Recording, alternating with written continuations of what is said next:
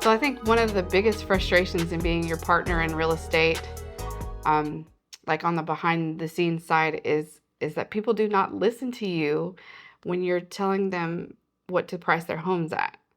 And I don't mean that like in an ugly way, but like you put so much effort into coming up with the price, and then they go with their heart. It reminds me of when I worked in insurance. I used to work in the total loss department, and little Granny with her 1985 Buick would be crying on the phone because she thought that thing was worth 15 grand.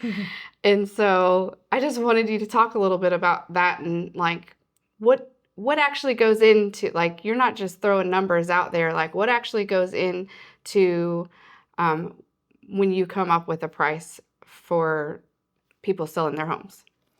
So I really do try to do a lot of research because I think it's very important to price your home correctly moving into it. A lot of times people have, oh, well, this is how much money I need to get out of the sale of my house, or my tax value says that my house is worth this, or, hey, I looked at Zillow and the Zestimate says that this is what my house is worth. Zillow.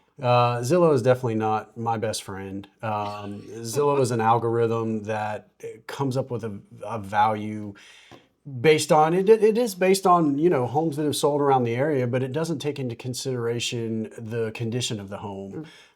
It doesn't take into consideration a lot of different things. For a perfect example is I was pricing a home that was near Lake Lanier, but it wasn't on Lake Lanier. But its algorithm was picking up properties that were on Lake Lanier and looking at price per square foot and the size of the home, and it was giving this home a value of like $800,000 or $900,000, when in actuality it was worth about 650 because it was looking at $1 million plus homes on Lake Lanier as part of its area and its algorithm. So there's really a lot of factors that go into the value of a home. I mean, it's condition, its location, it's the size of the lot, even the usability of the lot. You may have 5 acres of land, but if only a half an acre of it is actually usable and the rest of it is, down a hill or up a hill or, in swampland or whatever, then the value of that land is very minimal to the overall value of the home. So it is hard to talk to people about the value of their home. It is their home. They've put a lot of people put a lot of sweat equity in it. They've raised their kids there. There's a lot of emotion and feeling tied up into that home. And I know that there is value to people with that, but as far as a resale value, I mean, we got married in our living room. That doesn't make our home worth any more money just because that's so sentimental to us that, that was the place that we got married. Yeah, I remember we had a renter in that house that we got married in, and they did not love our property the way that we loved our property. And I remember sitting in there being like, they ruined this house, and just having a whole meltdown. In all actuality, we just had to put a little bit of, paint, sweat equity into repairing the way that they loved our property. But yeah, so I'm the emotional one, so I would be the one telling you all of the things about the value. Yeah, which is great. That's what a home is for. That doesn't translate to value on the back end. So, when I sit down, I really do. I spend hours, looking at comparable properties, looking at the condition of the properties, the square footage, how many days on the market they sat. Did they have to do a price reduction in order to sell their home? Is it near a retention pond, or is it near power lines? There's a lot of different factors that are involved in the value of your home. So I spend a lot of time, researching that information so that I can present to a homeowner, hey, look, here's the number that I came up with of the value of your home, and here's why, and here's how I came up with that number. And, I mean, like anyone, I'm not 100% accurate all the time, but I do feel like, with the, 20 plus years of experience and the countless homes that we've sold. So there is a lot of knowledge and expertise that I bring to the table when I'm coming up with those values. Yeah.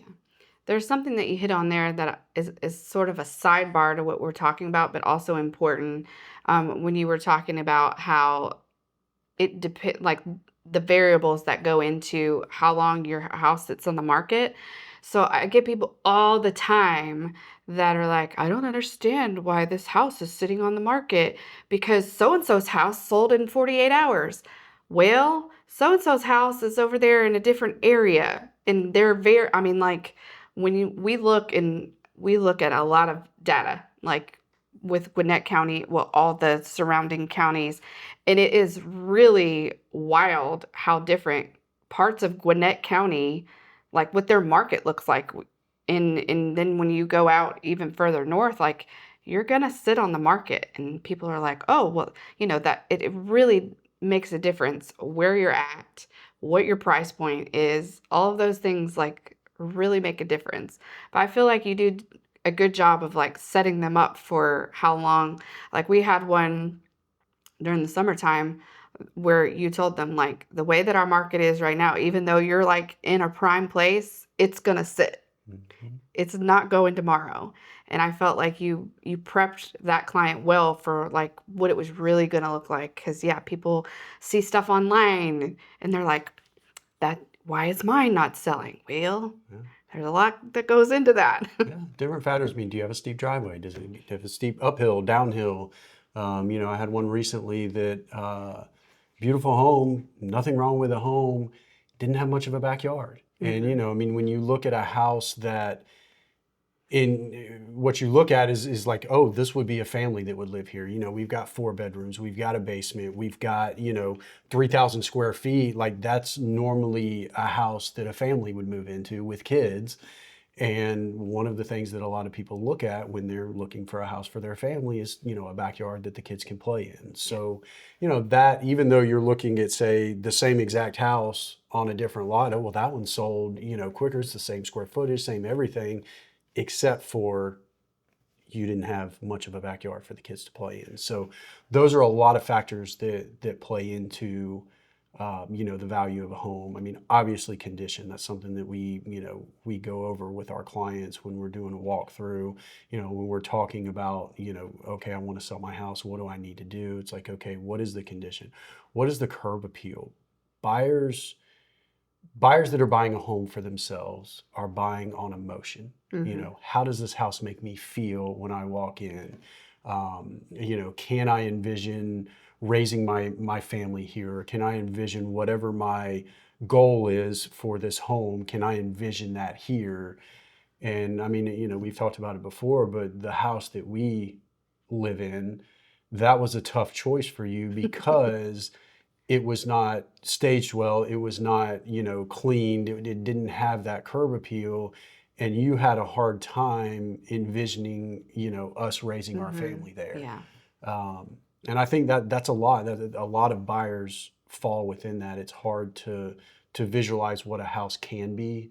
You want to walk into a house and be like, oh, this is it. I can put my, dining room table here and we can make this a toy room. And, oh, I can see I can see us having family gatherings here. Like all of that is what buyers are doing as they're walking through your home. Yeah.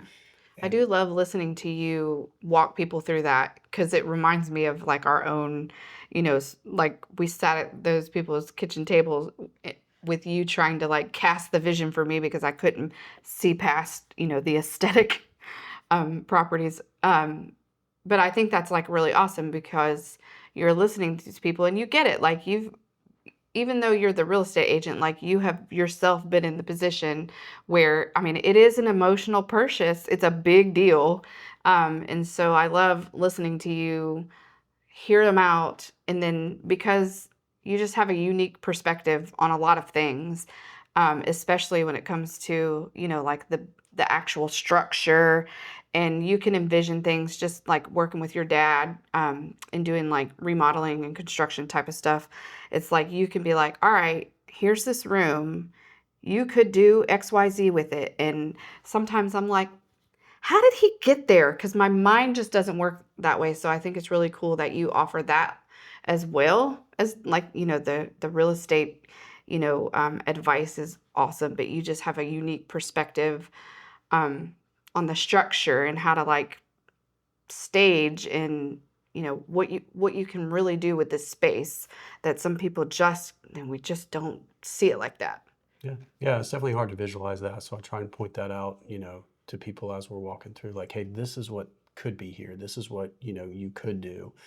But again, like, as far as value of a home, you've got to present your home as a showpiece, as something that people are going to walk in and they're going to get that, warm and fuzzy feeling about, oh, this is great. I can, move my family in here, or, whatever it is, and live and envision those things happening. So that's really what we're doing. But yeah, you definitely got to look at a lot of different factors when you're valuing your home, not just, oh, my neighbor sold for this, or, this house sat on the market for, 2 or 3 days. My house will, sell quickly for top dollar.